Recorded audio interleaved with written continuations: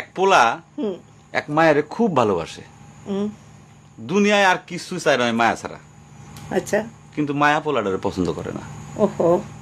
অনেক চেষ্টার পর মায়া সেই পোলাডারে কইল যে ঠিক আছে, হ্যাঁ।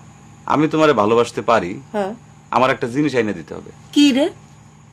পোলাটা তখন কইল যে তোমারে পাওয়ার লিগা আমি দুনিয়ার যে কোনো জায়গা থেকে যে কোনো জিনিস আইনা দিতে পারি। হ্যাঁ হ্যাঁ। মায়েরা তখন কইল তুমি তোমার মায়ের কলিজাটা আমার আইনা দাও। কি শুনোই না, কি গল্প শোনালি দিদু?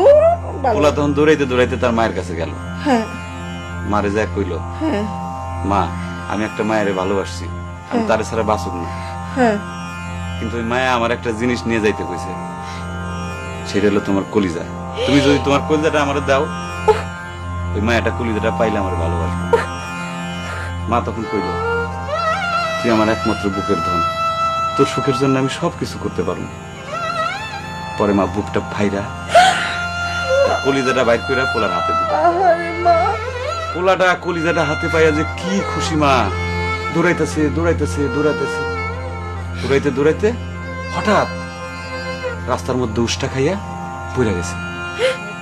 হাতের কলিজাটা হাতের থেকে ছুইটা রাস্তার মধ্যে পড়ছে। তখন মায়ের কলিজাটা কইতাছে, ব্যথা পাইছো বাজান? মা,